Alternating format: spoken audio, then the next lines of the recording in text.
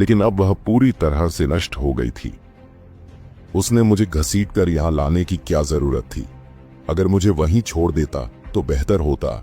अपने गुस्से में डूबे अर्जुन को एहसास हुआ कि उसके दाएं हाथ में कुछ था। उसने संदेह भरी नजरों से देखा और आश्चर्यचकित रह गया। उसके हाथ में एक छोटा सुंदर चीनी मिट्टी का पात्र था। यह क्या है?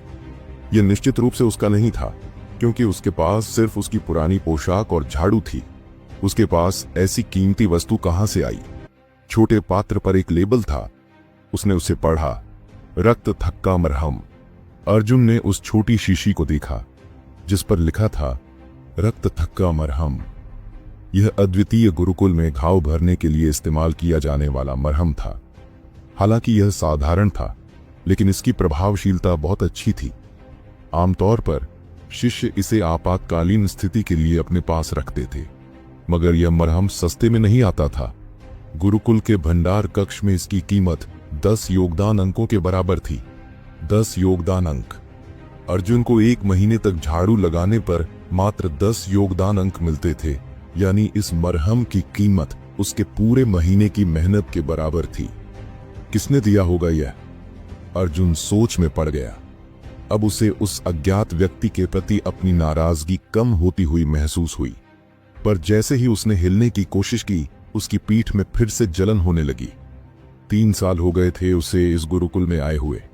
इतने समय में वह यह भली भांति समझ चुका था कि यहां दया की कोई जगह नहीं थी, मगर आज किसी ने उसके लिए यह मरहम छोड़ दिया, जिससे उसके दिल को गहरा छू गया। पहले तो वह मान चुका था कि इस गुरुकुल के सभी शिष्य निर्दयी और स्वार्थी थे। शायद यह मरहम देने वाले के लिए अधिक मूल्यवान न हो, लेकिन इस क्षण में अर्जुन को इसकी सख्त जरूरत थी। एक पुरानी कहावत है, बूंद बूंद से सागर बनता है, और जब एक छोटी कृपा की जाती है तो उसे जीवन भर नहीं भुलाया जाना चाहिए। अर्जुन के मन में कृतज्ञता थी। उसने याद करने की कोशिश की कि वह व्यक्ति कौन हो सकता था, लेकिन स्मृतियां धुंधली हो गई थीं। उसे बस हल्की सुगंध की एक झलक याद थी।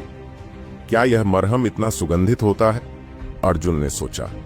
वह धीरे धीरे शांत हुआ, अपने कपड़ों को ठीक किया और मरहम की शीशी को सावधानी से रख लिया। फिर उसने अपनी झाड़ू उठाई और अपने काम पर लौट आया। गुरुकुल के भीतर और बाहर उसने सफाई की, और जब आधी रात बीत गई तो उसका काम पूरा हुआ। अब वह थके और भूखे शरीर को घसीटता हुआ अपनी झोपड़ी की ओर लौटने लगा। सुबह की लड़ाई में लगे घाव अब तक उपचार की प्रतीक्षा कर रहे थे। अर्जुन की भूख चरम पर थी, लेकिन उसने पहले अपने घावों की देखभाल करना आवश्यक समझा। उसने अपने कपड़े उतारे और पानी की बाल्टी उठाकर अपना शरीर धोने लगा। अगर इस समय कोई उसे देखता तो शायद हैरान रह जाता। उसकी हड्डियां स्पष्ट रूप से दिख रही थीं, उसकी पसलियां उभरी हुई थीं और उसके शरीर पर मांस बहुत ही कम था। पोषण की कमी साफ झलक रही थी। उसके शरीर पर हर जगह घाव और चोट के निशान थे। शायद ही कोई ऐसा हिस्सा था जहां कोई पुराना जख्म न हो। हर 5 दिन में उसे चुनौती दी जाती थी। हर बार वह हार जाता था, हर बार वह बेहोश हो जाता था। पुराने घाव ठीक भी नहीं हो पाते थे कि नए जख्म आ जाते थे।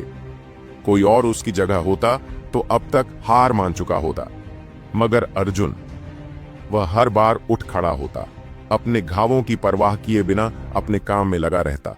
तो क्या होगा अब आगे, जानने के लिए सुनते रहिए ये कहानी हमारे द हॉरर हंटर चैनल के साथ। एक बार जब अर्जुन का शरीर साफ हो गया, उसने खून जमाने वाली क्रीम की बोतल उठाई और उसे थोड़ी देर सूंघा। उसे एहसास हुआ कि दवाई काफी ताजगी से भरी हुई थी और वह इसमें खो गया। फिर उसने इसे ठीक करने के लिए अपना सिर हिलाया। अर्जुन ने वह बोतल खोली और अपनी चोटों पर क्रीम लगाने की कोशिश की, लेकिन तुरंत रुक गया। उसने जल्दी से एक नया पानी का टब लाया और उसमें दवाई का कुछ हिस्सा डालकर उसे घोलने लगा। धीरे धीरे उसे घोलते हुए उसने उसी पतली दवाई से अपनी चोटों का इलाज करना शुरू किया। खून जमाने वाली क्रीम का असर अच्छा था, पर इसे घोलने के बाद असर थोड़ी कम हो गई। लेकिन अर्जुन के पास यही एक बोतल थी, तो जाहिर है उसे इसे संभाल कर ही इस्तेमाल करना था। घोलने के बाद जब वह टब खाली हो गया, अर्जुन ने अपनी चोटों का इलाज भी पूरा कर लिया। हालांकि उसके मन में कुछ सवाल थे। क्रीम की महक पहले जैसी नहीं थी और थोड़ी तीखी भी महसूस हो रही थी। अपने कपड़े वापस पहनकर अर्जुन एक काले रंग की मीठी आलू की जड़ ले आया और उसे जल्दी से खा लिया। फिर अर्जुन अपने बिस्तर पर गिर पड़ा और जल्द ही सो गया। उसके छोटे से झोपड़ी की छत में जो छेद थे, उनके जरिए कुछ रोशनी अंदर आ रही थी, जिससे झोपड़ी रोशन हो रही थी। झोपड़ी बहुत साधारण थी। वहां न तो कोई मेज थी, न ही कोई कुर्सी। केवल एक छोटा सा बिस्तर था, जिस पर मृग की चमड़ी की चादर और एक चौकोर तकिया पड़ा था। यही थी अर्जुन की सारी संपत्ति। मृग की चमड़ी वह अर्जुन ने पहले शिकार करके प्राप्त की थी। हालांकि यह बहुत मोटी नहीं थी, फिर भी यह गर्म रखती थी। तकिया, जब वह गुरुकुल से बाहर था और शिकार पर गया था, तो उसे कहीं रास्ते में मिल गया था। वह तकिया चौकोर था, 1 फुट लंबा और 3 अंगुल मोटा। यह पत्थर जैसा दिखता था और महसूस भी होता था, लेकिन इसका वजन एक पत्थर जैसा नहीं था। अर्जुन नहीं जानता था कि यह क्या था, लेकिन उसने इसे तकिए के रूप में इस्तेमाल करना शुरू कर दिया और कभी ज्यादा नहीं सोचा। यह काला पत्थर जैसा तकिया पहले से ही अर्जुन के पास 1 साल से था, और फिर भी वह नहीं जानता था कि यह क्या है। फिर भी यह एक बेहतरीन तकिया था। गहरी नींद में अर्जुन ने आज की लड़ाई का सपना देखा। बार बार उसे विशाल सिंह द्वारा उड़ाया गया, और हर बार वह फिर से खड़ा होकर अपने सीने पर खून के चिन्ह के साथ लड़ाई जारी रखता। जैसे जैसे सपना चलता गया, खून का चिन्ह और भी ताकतवर हो गया। अर्जुन का सोता चेहरा दर्द से तंग था, लेकिन उसमें दृढ़ता दिख रही थी। उसका एक ही उद्देश्य था, सफलता प्राप्त करना। चाहे उसे अपना पैर काटने का आदेश दिया जाए या अपने शरीर को आग में जलाने का, वह डरने वाला नहीं था। बेहोश अर्जुन को यह नहीं पता चला कि उसके नीचे रखा तकिया अब एक धुंधली रोशनी छोड़ रहा था, जो उसके मनोदशा के साथ मेल खा रही थी। यह रोशनी धीरे धीरे और अधिक चमकीली होती गई। स्वप्न में अर्जुन ने विशाल सिंह से अपनी पहली सुबह की मुठभेड़ को दोहराया, बार बार जमीन पर गिरते हुए। अपनी 1000वीं बार गिरने और फिर उठने के बाद उसकी अडिग इच्छा शक्ति अचानक टूट गई। वह निर्दयी तरीके से विशाल सिंह की ओर बढ़ा, जो तुरंत जमीन पर गिर पड़ा। फिर विशाल सिंह का रूप धुंधला हो गया और वह अर्जुन के रूप में बदल गया। इस क्षण में अर्जुन का मन शांत हो गया। हालांकि यह उसके प्रतिद्वंदी को हराने के कारण नहीं था, बल्कि यह उसके अपने डर और समर्पण करने वाले दिल पर विजय पाने की वजह से था। धीरे धीरे एक हल्का सा एहसास उठा। अब आकाश के नीचे ऐसा कुछ नहीं था जो उसे किसी के सामने झुकने पर मजबूर कर सके। वास्तविकता में अर्जुन के सिर के नीचे रखा काला तकिया अचानक एक काले रोशनी से चमक उठा। यह काली रोशनी काले पत्थर से बाहर निकली और कुछ देर हवा में मंडराती रही, फिर अर्जुन के सिर में घुस गई और तुरंत गायब हो गई। साथ ही एक प्राचीन और सुनसान स्थान पर एक अजीब उपस्थिति का आक्रमण हुआ। जैसे ज्वार की लहरें या बर्फ का ढाना, वह अजीब उपस्थिति सोच रही थी कि उसके सामने खड़ा हर व्यक्ति नगण्य था। अर्जुन अचानक अपनी आंखें खोलता है। उसका पूरा शरीर पसीने से तर हो गया और वह डर से कांप रहा था। वह उस अजीब उपस्थिति द्वारा जगाया गया था। खुद को शांत करते हुए उसने मुस्कान देने की कोशिश की। स्वप्न में वह खुद को इतनी डरावनी स्थिति में डाल सकता था, यह सचमुच हास्यास्पद था। अपने चेहरे को रगड़ते हुए उसने रात के आकाश में देखा और समय का अनुमान लगाया। फिर वह चिढ़ा। उसने केवल 2 घंटे ही सोया था और बाहर काफी अंधेरा था। जल्दी से उठते हुए उसने मृग की चमड़ी की चादर को मोड़ा और काले पत्थर के तकिए को फिर से सही जगह पर रखा। जैसे ही वह उठा, उसकी भौहें सिकुड़ गईं और उसने वापस मुड़कर तकिए को देखा। यह एहसास, उसके अंदर से आवाज आई कि यह पहले जैसा नहीं था। संदेह के चलते अर्जुन ने तकिए को उठाया और महसूस किया कि इसका वजन बहुत कम हो गया था। अजीब, यह पत्थर अचानक इतना हल्का कैसे हो सकता है? यह सवाल उसके मन में उठने लगा और फिर और भी सवाल खड़े हो गए।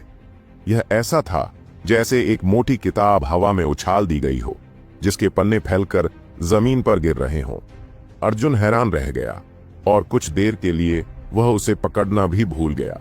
अर्जुन ने देखा कि काला पत्थर का तकिया जमीन पर गिरकर एक किताब की तरह खुल गया। वह विश्वास नहीं कर सका, हालांकि वह उस तकिए को सामने देख रहा था। क्या यह एक पत्थर नहीं था? यह अचानक किताब कैसे बन गई?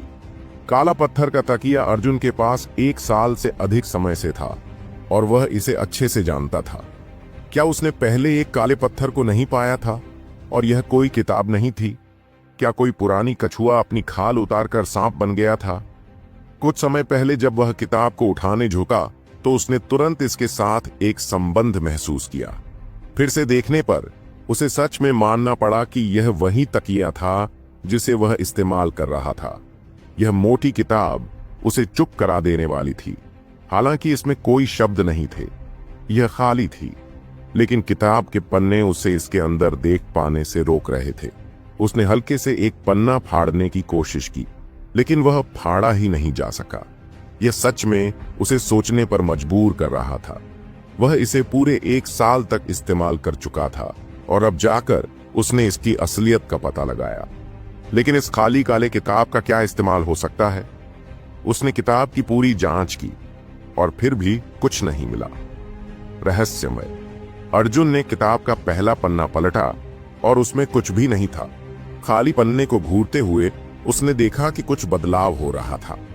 फिर उसने महसूस किया कि पन्ने में कुछ बदलाव हुआ था। उसी अजीब उपस्थिति का एहसास फिर से हुआ जो उसने अपने स्वप्न में एक सुनसान स्थान में महसूस की थी। एक पंक्ति सोने के रंग में लिखी हुई थी, खून लिया गया, सोने का शरीर उतरा। कोई चमत्कार नहीं, बल्कि एक सोने का अमर। ये शब्द अर्जुन की आत्मा में गहरे तक समा गए और उसने किताब को जोर से बंद कर दिया। उसके शरीर में कंपी दौड़ गई। गहरी सांस लेकर उसने खुद को कुछ शांत किया। यह काला किताब क्या रहस्य छिपाए हुए है? उसे कुछ भी नहीं पता था, लेकिन उसे यह एहसास था कि यह वस्तु जो उसने काले पवन पर्वतों से प्राप्त की थी, एक महान इतिहास को छिपाए हुए है। कुछ देर की चुप्पी के बाद उसने फिर से काले किताब को खोला। इस बार उसने पन्ने की पहली पंक्ति पढ़ी। मालूम हुआ यह कोई सपना नहीं था। धीरे धीरे अन्य पंक्तियां भी धीरे धीरे उभरने लगी। गर्वित सोने का शरीर, बाड़े पर शासन, अडिग आत्मा। क्या वह उतरेगा? 8 पंक्तियां और 32 शब्द पूरे पन्ने पर फैले हुए थे। ये शब्द एक आकाशीय और पृथ्वी पर विजय प्राप्त करने का एहसास दिला रहे थे, जैसे उन शब्दों में एक अदम्य आत्मा समाई हो। ये 32 शब्दों का अर्थ समझना बहुत आसान था। स्वाभाविक रूप से अर्जुन ने इसे तुरंत ही समझ लिया, लेकिन काले किताब का इतिहास अज्ञात था, इसलिए उसे थोड़ी घबराहट हुई। क्या हो अगर यह किसी तरह का जाल हो? यह सोचकर वह खुद पर हंस पड़ा, क्योंकि वह अभी केवल अद्वितीय गुरुकुल का एक साधारण प्रशिक्षु था। कोई उसकी इतनी परवाह क्यों करेगा कि उसके लिए जाल बिछाए? आखिरी कुछ पंक्तियों को पढ़कर और उनके अर्थ को समझते हुए उसे एहसास हुआ कि यह काले पत्थर का तकिया किताब में क्यों बदला होगा। यह निश्चित रूप से आज रात के उसके स्वप्न से जुड़ा था। 1 साल से अधिक समय तक यह तकिया बिना किसी बदलाव के वैसा ही रहा, लेकिन आज अचानक यह एक किताब में बदल गया। इन दोनों घटनाओं का आपस में गहरा संबंध होना ही चाहिए। क्या यह उसकी खुद की परिवर्तनशीलता थी जिसने इस काले पत्थर के तकिए को बदल दिया? अगर यह किताब मेरे कारण प्रकट हुई है तो इसका जन्म मेरे लिए ही हुआ है। इसका मतलब यह है कि मैं ही इस काले किताब का असली स्वामी हूं। यह सोचकर अर्जुन ने अब और संकोच नहीं किया। किताब में साफ साफ लिखा था कि इसे सक्रिय करने के लिए उसे अपना खून टपकाना होगा। यह सोचते ही उसने अपने दांतों से अपनी उंगली जोर से काटी और खून की एक बूंद पन्ने पर गिरा दी।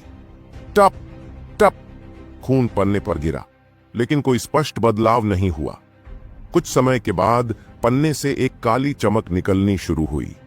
उसी समय अर्जुन को महसूस हुआ कि उसका शरीर असहज हो गया है। आज की चोटें जलने की तरह दर्द करने लगीं।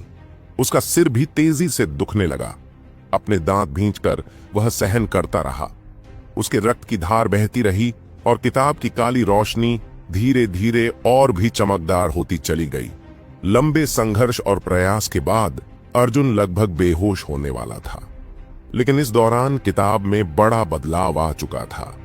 काली रोशनी अब सिमटने और मुड़ने लगी थी और पन्ने के केंद्र में एक छोटा सा भंवर प्रकट हो गया। उस भंवर के भीतर से एक सुनहरी चमक दिखने लगी। अर्जुन ने अपनी चेतना को मजबूती से संभाले रखा और उस अद्भुत परिवर्तन को ध्यान से देखने लगा। काले भंवर के भीतर से धीरे धीरे एक छोटा, गोल, चमकदार, काले रंग का रहस्यमयी पदार्थ प्रकट होने लगा। वह स्तब्ध रह गया। सच में इस किताब के भीतर कुछ था। जब उसने अपना खून टपकाया था तो उसे थोड़ी उम्मीद थी, लेकिन उसने कभी नहीं सोचा था कि यह सच में संभव होगा। तो क्या होने वाला है, अब आगे जानने के लिए सुनते रहिए ये कहानी सिर्फ हमारे द हॉरर हंटर चैनल पर। लेकिन अब उसकी आंखों के सामने पहले लिखे गए 32 शब्द झूठे नहीं थे।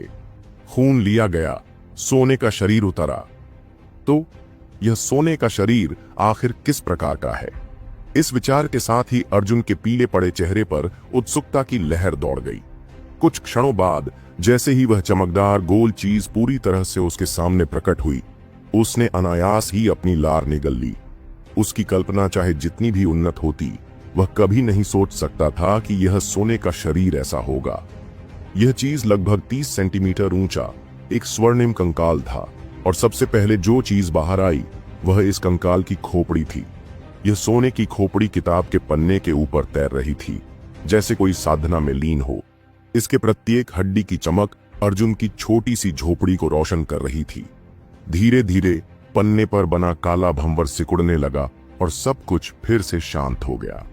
अर्जुन स्तब्ध होकर इस अजीब स्वर्णिम कंकाल को देखता रहा। उसे समझ नहीं आ रहा था कि अब उसे क्या करना चाहिए।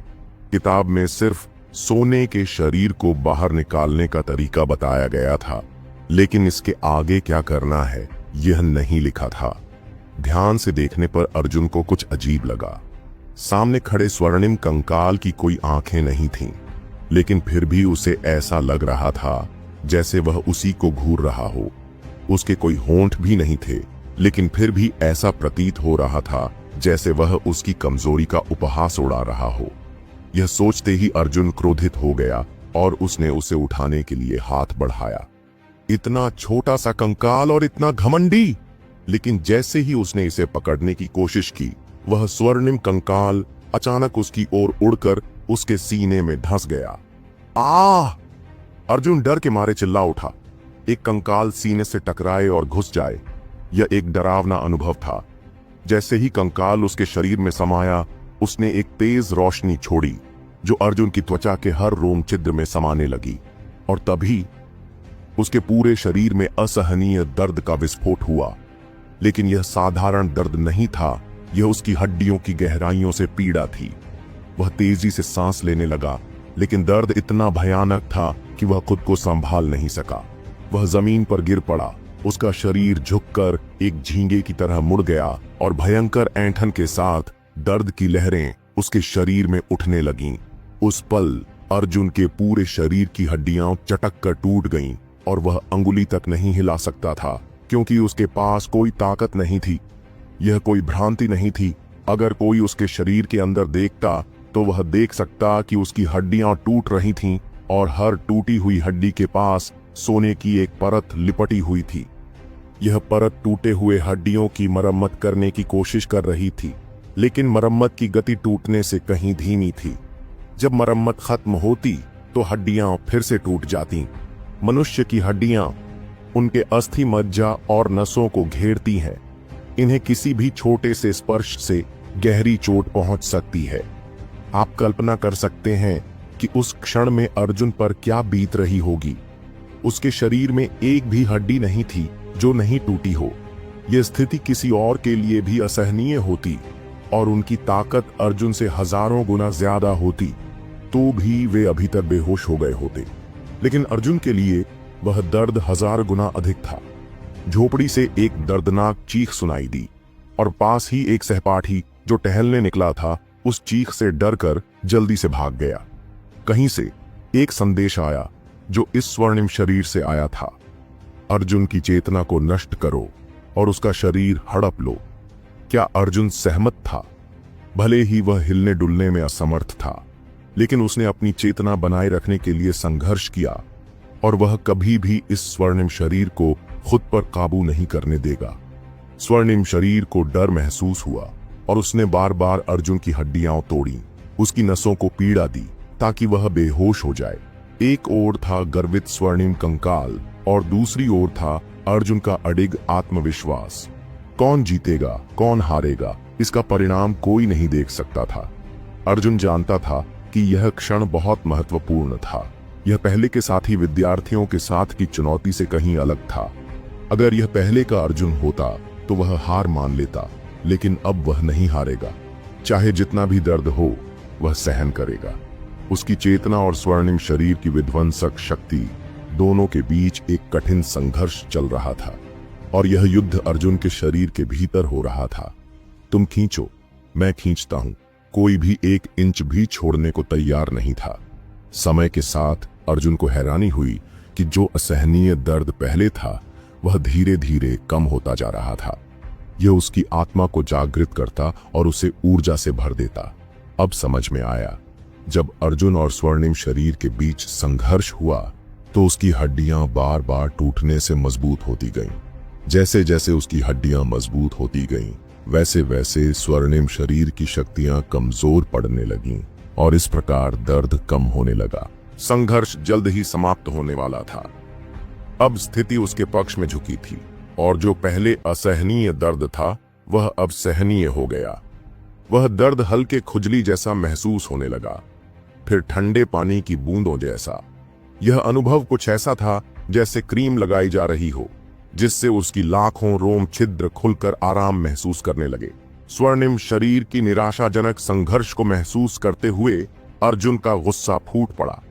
उसने जोर से शाप दिया और उस शक्तिशाली उपस्थिति को अपने भीतर कुचल डाला।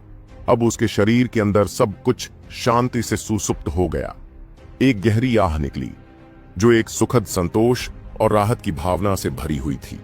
अर्जुन लगभग 1 घंटे तक शांतिपूर्वक जमीन पर पड़ा रहा, क्योंकि उसने अभी अभी अपनी सारी शक्ति का उपयोग कर लिया था। 1 घंटे पहले अर्जुन को यह सब एक सपना सा लगा था। वह सच में यकीन नहीं कर पा रहा था कि यह सब वास्तविक था। चुपचाप उसने खुद को घूंसा मारा और दर्द महसूस किया। आखिरकार यह क्या है? इस काले किताब का इतिहास क्या है? उसने नकारात्मकता में बड़बड़ाते हुए कहा। जब तक उसका दिल धीरे धीरे धड़कना बंद नहीं हुआ, उसने अचानक महसूस किया कि वह पहले से कुछ अलग हो चुका था। पहले वह 3 अच्छे भोजन नहीं कर पाता था और हर 5 दिन में उसे पिटाई झेलनी पड़ती थी, जिससे उसकी हड्डियां कमजोर हो गई थीं। लेकिन अब उसने साफ महसूस किया कि उसकी हड्डियां अब ऊर्जा से भरपूर थीं। एक हलचल सी महसूस हो रही थी, जो उसके शरीर के अंदर और बाहर धीरे धीरे फैल रही थी, और वह दर्द जो पहले उसे असहनीय लगता था, अब महसूस नहीं हो रहा था। यह समझकर अर्जुन ने जल्दी से अपनी बाहें चढ़ाई और कपड़े खोले। ध्यान से देखा तो पाया कि उसके शरीर पर अब कोई चोटें और घाव नहीं थे। वे सब गायब हो चुके थे, यहां तक कि पुराने घाव भी पूरी तरह से ठीक हो गए थे। अर्जुन ने महसूस किया कि उसका शरीर अब बिल्कुल नए पैदा हुए बच्चे जैसा था, बिना किसी घाव के, पूरी तरह से स्वस्थ। जो जगह पहले घावों के निशान थे, वह रगड़ते ही मर चुकी त्वचा गिर गई और उसके नीचे की नरम त्वचा खुल गई, बिल्कुल एक बच्चे जैसी, लेकिन उससे भी ज्यादा स्वस्थ। मैं रो रहा हूं, उसने गहरी आह भरते हुए कहा, सोचते हुए कि उसके शरीर में वह स्वर्णिम कंकाल कितना ताकतवर था और उसकी पुनर्निर्माण क्षमता कितनी अद्भुत थी। फिर उसने अपनी शक्ति का आकलन किया और पाया कि वह अब भी शरीर की सुदृढ़ता के 3रे चरण में था। कोई बदलाव नहीं हुआ था। यह देखकर उसे कुछ हद तक निराशा हुई। नदियां और उपकथाएं, जिनके बारे में केवल अंदरूनी लोग ही जानते थे, अर्जुन ने बचपन में बहुत सुनी थीं। उसे यह पता था कि इस दुनिया में बहुत से लोग ऐसे होते हैं जो असाधारण ताकत पा सकते थे और प्रसिद्ध हो सकते थे, लेकिन आखिरकार यह केवल एक कहानी थी।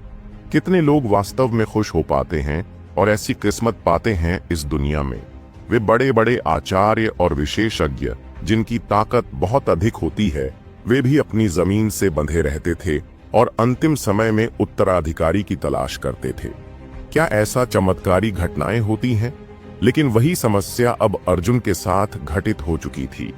वह काला किताब जो उसकी समझ से बाहर था, निश्चित रूप से बहुत पुरानी और रहस्यमयी थी, और वह स्वर्णिम कंकाल जो उसके शरीर में था, वह बिना किसी संदेह के असाधारण था। इसे अर्जुन का सौभाग्य कहा जा सकता था, या फिर इसे उसकी किस्मत भी कहा जा सकता था।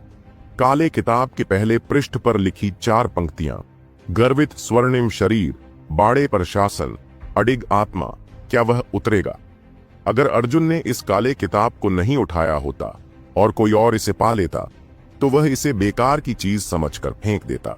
यह माउंट ताई की तरह अडिग और रहस्यमयी थी, जिसे खोलना नामुमकिन था, लेकिन केवल इसलिए कि अर्जुन ने इसे उठाया और 1 साल तक इसे तकिए के रूप में इस्तेमाल किया।